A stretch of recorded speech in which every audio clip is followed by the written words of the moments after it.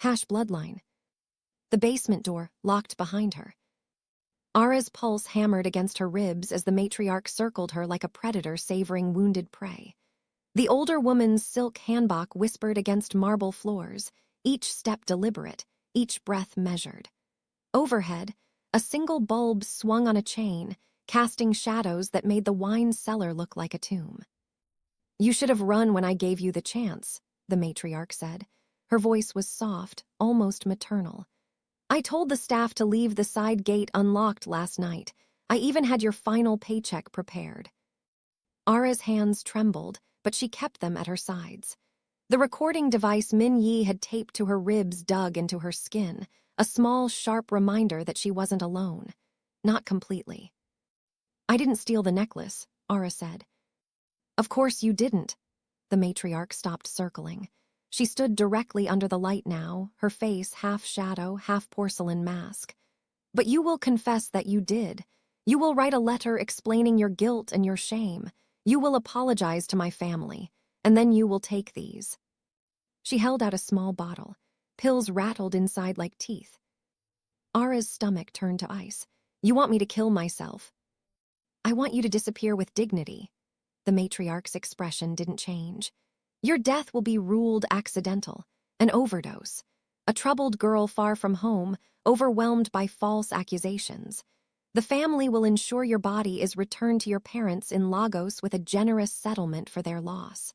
They'll remember you as a victim of circumstance, not a criminal." "I won't do it." "You will." The matriarch moved closer. "Because if you don't, I will have your mother arrested for visa fraud. I will have your father's business license revoked. I will ensure your younger sister never attends university.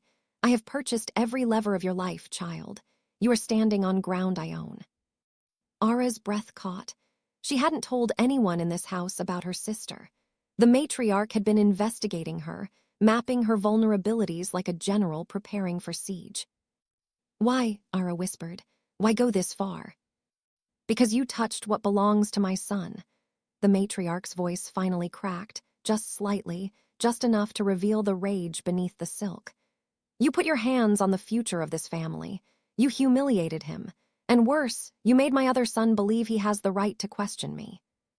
"I defended myself. He grabbed me." "It doesn't matter." The matriarch's hand shot out and gripped Ara's jaw, forcing eye contact. Her fingers were cold and strong. "You are nothing. You clean toilets. You scrub floors. You do not refuse a man who will inherit billions. You do not slap him. You do not make him look weak. And you certainly do not inspire my failure of a second son to play hero." She released Ara with a shove. Ara stumbled backward, catching herself against a wine rack. "Min Yi is just as trapped as you are," the matriarch continued. "He thinks he's clever, investigating, reviewing footage, interviewing staff. He thinks he can save you. But he's forgotten that I made him. I chose his schools, his tutors, his entire life. I kept him close enough to witness power, but far enough to never hold it. He was supposed to be grateful for scraps. Instead, he's become arrogant. He's nothing like his brother." "No, he's worse." The matriarch's smile was a blade. "His brother understands his place. Min Yi believes he deserves one." Upstairs, something crashed. Voices erupted, sharp and overlapping. The matriarch's head snapped toward the ceiling, her expression flickering with irritation. "It seems we're out of time," she said. She thrust the pill bottle into Ara's hand. "Take them now, or I make the call to Lagos tonight. Choose." The basement door exploded inward. Min Yi stood in the frame, chest heaving, a security guard behind him with a camera. His eyes locked onto Ara first, scanning her for injury, then shifted to his mother. The air between them crackled with years of suppressed violence. "Step away from her," Min Yi said. The matriarch laughed.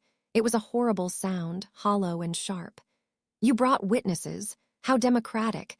Did you also bring the media, the police, or are you still pretending you can handle this within the family?" "I brought enough." Min Yi moved into the room. His hands were steady, but Ara could see the tension in his shoulders, the way his jaw clenched and released. "I have the footage from the hallway. I have the recordings from the staff you bribed. I have the receipt for the necklace you purchased to frame her. And now I have you on camera threatening her life." The matriarch's face went still, not surprised, not afraid, just calculating. "You've been busy," she said quietly. "You taught me to be thorough. I also taught you that family comes first. Always." She took a step toward him, and Ara saw something flicker in Min Yi's expression, old pain, old conditioning. "Your brother is the heir. He will lead this family into the next generation. Everything I have done is to protect that future. If you release those recordings, you destroy him. You destroy us. You destroy your own legacy." "I don't want his legacy." Min Yi's voice was low, vibrating with barely controlled rage. "I never did." "Liar," the matriarch's eyes glittered. "You've wanted it since you were old enough to understand what you'd been denied. Every time your brother was praised and you were ignored, every time your father looked through you like glass, you wanted to matter. That's why you're doing this. Not for her, for yourself." Ara saw the words land, saw the way Min Yi's hands curled into fists, saw the doubt creep in like poison. "Maybe," Min Yi said, "but she still doesn't deserve to die for his mistake." "Mistakes," the matriarch corrected. "Plural, your brother has made many. I've spent 20 years covering them, paying them off, burying them. This is just one more. The only difference is that this time you've decided to care." The security guard shifted uncomfortably. Min Yi gestured sharply, and the man raised the camera higher, making sure the angle caught everything. "I'm taking her out of here," Min Yi said. "You can try to stop me or you can let this end quietly, but either way, she's leaving." "If she leaves, the deal dies with her." The matriarch's voice turned to ice. "I will make one call. Her family will be destroyed by morning." Ara's chest tightened. She looked at Min Yi, saw the calculation in his eyes, the way he was weighing her life against collateral damage. She'd known it would come to this. She'd known from the beginning that he couldn't save everyone. "Make the call," Ara said. Both of them turned to stare at her. "Make the call," Ara repeated louder now. "My family is strong. They survived worse than you. They'll survive this." "You don't know what I can do." "I know exactly what you can do." Ara's voice shook, but she didn't stop. "You can threaten, you can manipulate, you can buy silence, but you can't make me drink poison, you can't make me disappear, and you can't make your son into something he's not." The matriarch's face twisted with fury. She lunged. Min Yi moved faster. He caught his mother's wrist mid-swing, wrenching her arm back with enough force to make her gasp. For a moment they stood locked together, mother and son, their faces inches apart. "You don't touch her," Min Yi said. Each word was a chip of ice.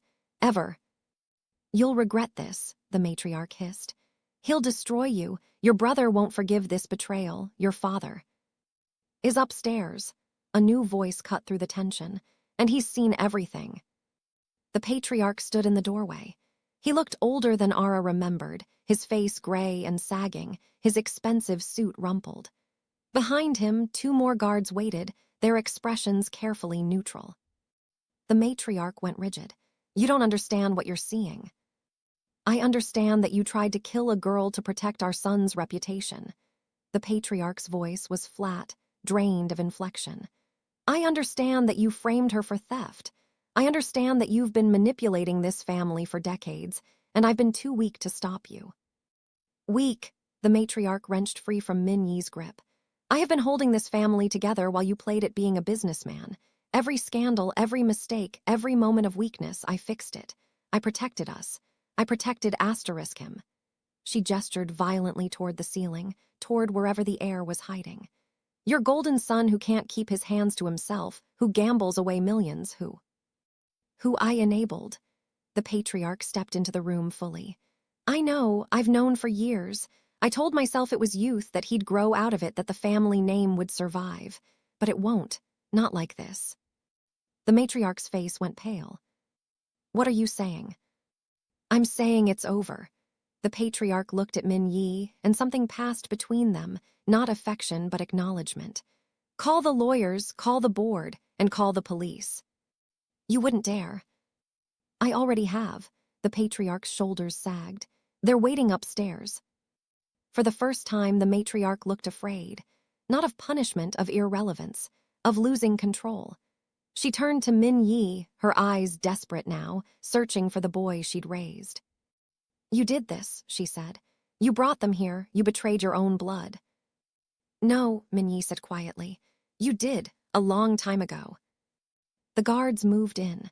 The matriarch didn't resist as they took her arms, didn't scream or fight.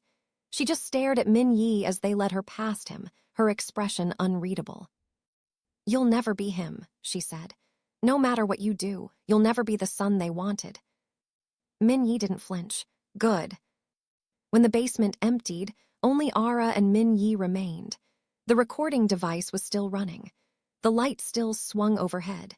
Everything felt surreal, like walking through the aftermath of an explosion.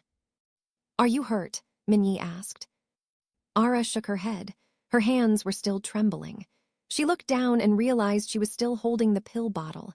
She dropped it. The pills scattered across the marble like small white bones. "Your family." "We'll be fine." Min Yi's voice was firm. "I'm transferring funds tonight, enough to relocate them if necessary to cover legal fees, whatever they need. She can't touch them now." "You can't buy safety." "No, but I can buy time." He stepped closer, careful not to crowd her. "And I can make sure she never gets near you again." Ara looked up at him. His face was drawn, exhausted, but his eyes were clear. She wanted to thank him. She wanted to scream at him for dragging her into his family's nightmare. She wanted to ask him why he'd cared when no one else had. Instead, she said, "What happens now?" "Now," Min Yi's laugh was bitter, "now everything falls apart. If you're hooked, hit that subscribe button, because this story gets way darker before it gets better. If you want to see how this ends, the courtroom showdown, the brothers' return, and whether they survive, subscribe right now. This story is just getting started, and you don't want to miss what happens next. Hit that subscribe button before we continue." He wasn't wrong. The scandal broke within hours. Someone on the household staff, still loyal to the matriarch or simply hungry for money, leaked edited footage to the media. By morning, the story had mutated into a dozen competing narratives. The matriarch as victim, the heir as misunderstood, Min Yi as opportunist, Ara as seductress, liar, thief. The patriarch held a press conference. He looked like a man carved from wax, reading from a prepared statement that admitted to family difficulties and internal investigations without confirming anything. The lawyers flanked him like prison guards. Ara watched from Min Yi's apartment, a space she'd been moved to for safety, though it felt more like witness protection. The walls were white and blank. No photos, no personality, just money and emptiness. "They're calling for my father's resignation," Min Yi said. He stood by the window, watching the street below. "The board is meeting tonight. They'll vote to remove him." "Will they?" "Probably. He's been bleeding the company for years to pay off my brother's debts. The matriarch knew. She helped hide it. Now that it's exposed." He trailed off. "The empire's collapsing." Ara pulled the blanket tighter around her shoulders. She'd barely slept. Every time she closed her eyes, she saw the basement, smelled the wine and dust, felt the matriarch's fingers on her jaw. "Your brother," she said. "Where is he?" Min Yi's jaw tightened. "Missing. He left the country 2 days ago, private jet to Singapore, then disappeared. The lawyers think he's in hiding. I think he's planning something." "Like what?" "I don't know, but he's not someone who accepts loss." Min Yi finally turned from the window. His eyes were red-rimmed, hollow. "He'll come back, and when he does, he'll blame me for everything." "Not me." "You're collateral to him. I'm the traitor." He moved to the couch, sat down heavily. "He loved me once, I think, when we were children, before he understood what inheritance meant, before our mother explained that only one of us mattered. After that," he shook his head. "After that, I was just an obstacle." Ara studied him. He looked so different from the man who'd blocked his brother in the hallway 3 weeks ago. That man had been controlled, certain. This one was fraying at the edges. "You did the right thing," she said. "Did I?" Min Yi's laugh was sharp. "I destroyed my family. I ruined my father's legacy. I forced my mother into psychiatric custody. I drove my brother into exile. All for what? Justice? Revenge, or just to prove I could? All three, maybe. Ara set the blanket aside and moved to sit beside him, not touching, just close. Does it matter? It should. But it doesn't. She let the silence settle between them. You didn't do this because you're noble, Min Yi. You did it because you were tired of being invisible. And that's okay. That's human. He looked at her then, really looked. His eyes searched her face like he was trying to memorize it, or maybe trying to understand why she was still here. You should hate me, he said quietly. I should, Ara's throat tightened, but I don't. Why not? Because you saw me when no one else did. The words came out rough, unpolished. Because you believed me when I had no proof. Because you risked everything, even if it was for the wrong reasons. And because... She stopped, unsure if she should finish. Because I think you're the loneliest person I've ever met. Ara's hand moved to his, fingertips barely brushing knuckles. And I know what that feels like. Min Yi's breath hitched. He turned his hand over, palm up, offering. Ara laced her fingers through his. His grip was careful, almost reverent, like he was afraid she'd shatter. I can't promise you safety, he said. I can't promise this ends well. My brother will come back. My mother will fight the commitment. The media will tear us apart. I know. Then why stay? Ara squeezed his hand. Because running didn't work last time. The door exploded inward. Ara's first thought was, not again. Her second thought was drowned out by the sound of splintering wood and shouting voices. 3 men in black tactical gear stormed the apartment, weapons drawn, moving with military precision. Min Yi shoved Ara behind him, putting his body between her and the intruders. Who the hell? Stand down. The lead man pulled off his mask. It was the head of security, the one Min Yi had fired 2 days ago, the one who'd helped plant the necklace. His face was calm, professional, like he was here to deliver groceries instead of commit a home invasion. We're not here to hurt anyone, just here to collect what's owed. You're insane, Min Yi said. This is kidnapping, assault. I'll have you arrested. With what authority? The man smiled. You're not the heir, Min Yi. You're not even family anymore. Your father's been removed. Your brother's offshore, and your mother. He shrugged. Well, she sends her regards. Ara's blood went cold. She hired you. She pays better than your boyfriend here. The guard gestured with his weapon. Now let's make this easy. Miss Ara, you're coming with us. We're going to finish what we started in the basement. Min Yi, you're going to stand there and watch, because if you move, if you call for help, if you do anything stupid, we'll kill her first and you second. Min Yi's hand tightened on Ara's. She felt his pulse racing against her palm, felt the way his whole body had gone rigid with rage and fear. You can't, Min Yi said. His voice was steady, but Ara heard the fracture underneath. This is over. The police have the recordings. My mother's in custody. There's no point. There's always a point. The guard stepped closer. The point is that your family doesn't lose. Not to a cleaner from Lagos. Not to anyone. Your mother made that very clear. So here's what's going to happen. We're going to take Miss Ara somewhere quiet. We're going to stage an accident. And you're going to live with the knowledge that you couldn't save her. That all your investigating, all your heroics, all your betrayal of your own blood, it didn't matter. I'll pay you double, Min Yi said. Triple, whatever she's offering, I'll. It's not about money. The guard's expression hardened. It's about respect. You disrespected this family. You made them look weak. Now you pay. He reached for Ara. Min Yi moved. It happened fast, too fast for Ara to track. One moment Min Yi was beside her. The next he was slamming into the guard, driving him backward into the wall. The gun went off, deafening in the enclosed space. Ara's ears rang. She couldn't tell who'd been hit. The other 2 guards surged forward. Min Yi twisted, using the first guard as a shield, then shoved him into his companions. They went down in a tangle of limbs and cursing. Min Yi grabbed Ara's wrist and ran. They made it to the hallway before the gunfire started. Bullets chewed through drywall, splintering wood and plaster. Min Yi dragged Ara around a corner, into the emergency stairwell, down 3 flights before she could breathe again. Are you hit? He gasped. No, you.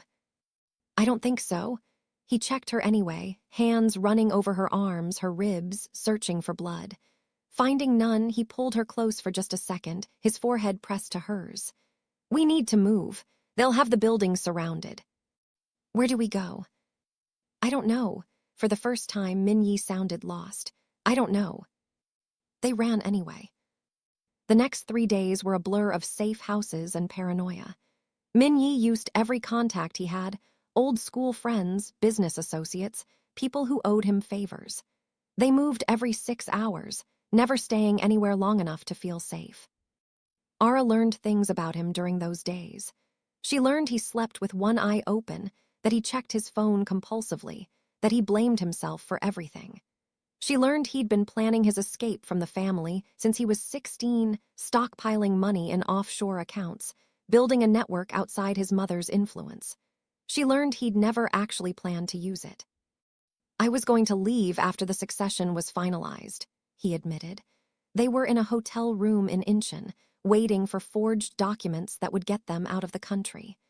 I was going to take my inheritance and disappear, start over somewhere no one knew my name. What changed? Ara asked. You, he said it simply, like it was obvious. I saw what he did to you. I saw my mother frame you. And I realized if I left, if I did nothing, I'd be just like them. Complicit. I'd spend the rest of my life looking over my shoulder, wondering who they'd destroy next. So you destroyed them first. I tried. Min-yi's smile was bitter. Turns out they're harder to kill than I thought. The forger arrived at midnight. He was a thin man with nicotine-stained fingers and the nervous energy of someone who'd spent too long in the shadows. He spread the documents across the bed, passports, visas, bank cards, all under new names. These'll get you to Manila, he said. After that, you're on your own. I'd recommend South America. Lots of places to disappear if you have money. We have money, Min-yi said. He handed over a briefcase. The forger checked the contents, nodded, and left without another word. Ara picked up her new passport. The photo was hers, but the name was foreign. Sarah Miller, American, born in Seattle. She felt like she was holding someone else's life. We don't have to run, Min-yi said quietly. We could stay, fight this properly. I still have allies, lawyers who... No, Ara closed the passport. Your brother's still out there, your mother's still dangerous. If we stay, one of us dies, maybe both. And if we run, we spend the rest of our lives hiding. Maybe, or maybe we get to actually live. Ara looked at him. Which do you want? Min-yi was quiet for a long time. Then he picked up his own fake passport and tucked it into his jacket. I want you safe. That's not an answer. It's the only one I have.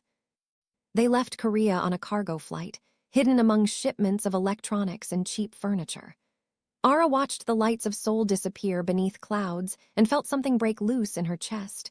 Grief, relief, rage, all tangled together. Min-yi sat beside her, his hand in hers, his eyes closed. He hadn't slept in days. She could see it in the shadows under his eyes, the way his shoulders slumped. He looked like a man who'd survived a war, and maybe he had. Ara let herself study him in the darkness.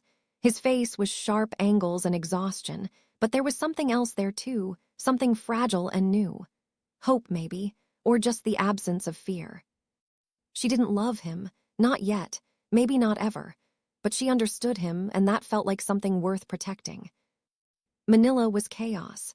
They landed at dawn and disappeared into the city's sprawl, renting a small apartment in a neighborhood where no one asked questions. Min-yi kept his hair short and his head down. Ara wore sunglasses and scarves. They paid for everything in cash. For 2 weeks, nothing happened.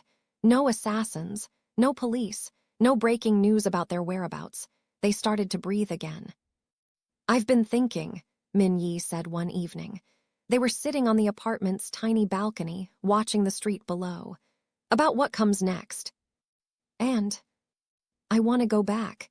He said it carefully, watching for her reaction. Not to the family, not to that life, but to Korea. I want to testify against them. I want to finish what we started. Ara's chest tightened. That's suicide. Maybe, but it's also the right thing to do. He turned to face her. My brother's still out there. He's still dangerous. If I don't stop him, he'll just find someone else to hurt. Another girl like you. Another person who can't fight back. And you think testifying will stop him? I think it's the only chance. Min Yi's voice was firm now, decided. I have evidence. I have recordings. I have witnesses. If I can get it to the prosecutors, if I can get protection. They'll kill you before you reach the courthouse. Then I die trying. He reached for her hand. But I'm not asking you to come with me. I'm asking you to let me go. Ara pulled her hand away. That's not fair. I know, but it's honest. He leaned back, staring up at the sky. I can't run forever, Ara. I can't build a life knowing I left people behind to suffer. I'd rather die fighting than live hiding. That's not noble. That's stupid. Probably, but it's the only thing I have left that feels like mine. He looked at her again, and his eyes were so tired, so old. You've already given up everything for me. I won't ask for more. Ara wanted to scream at him. She wanted to grab him and shake him and make him understand that noble deaths didn't matter if you weren't alive to see the change they caused. But she also understood. She'd felt the same way in the basement when she'd told the matriarch to make the call. Sometimes survival wasn't enough. Sometimes you needed to mean something. If you go back, she said slowly, I'm going with you. Ara. I'm going with you, she repeated. Not because I'm brave, not because I think we'll win, but because I'm tired of being afraid, and because... She stopped, searching for the right words. Because you saw me when I was invisible, and I won't let you disappear alone. Min Yi stared at her, then slowly he smiled. It was small and sad and real. You're insane. I learned from the best. They flew back to Korea 3 days later, using their real passports this time. No more hiding. No more running. Just 2 people walking into the fire because it was better than freezing in the dark. The media caught them at the airport. Cameras flashed. Reporters shouted questions. Min Yi kept his arm around Ara's shoulders, steering her through the chaos. They'd called ahead, contacted prosecutors, arranged protection, made sure the world was watching. The matriarch's lawyers tried to block them at the courthouse. Min Yi's testimony was inadmissible, they claimed. Coerced, biased, the ravings of a son desperate for attention. But the recordings spoke for themselves. The footage couldn't be explained away. The trial lasted 3 months. Ara testified about the basement, the threats, the pills.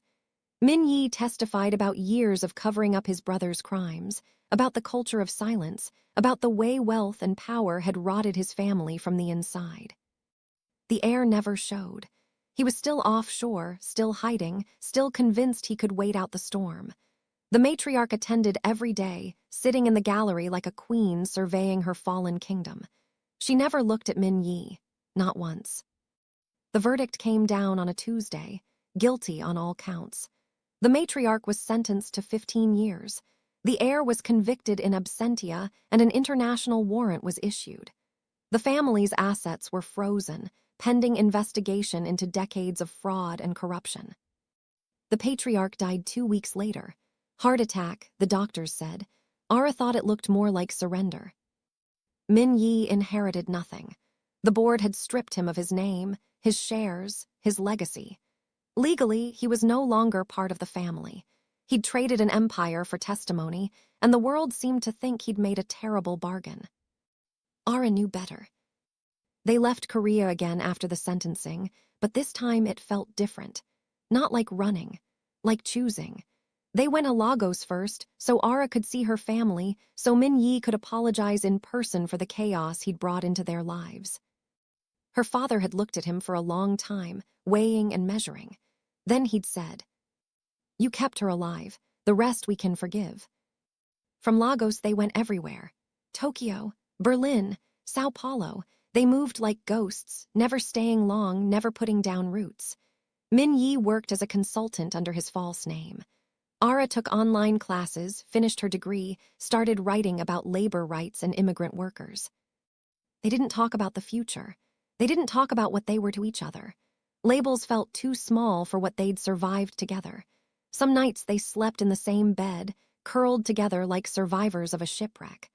Other nights they needed space, needed to remember they were separate people who'd chosen proximity instead of solitude.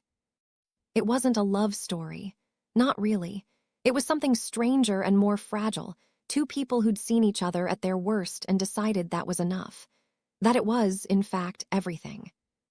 A year after the trial, Ara woke to find Min-yi staring at his phone, his face pale. "What is it?" she asked. "My brother." His voice was hollow. "He's dead. Overdose in a hotel in Dubai. They found him 3 days ago." Ara sat up slowly.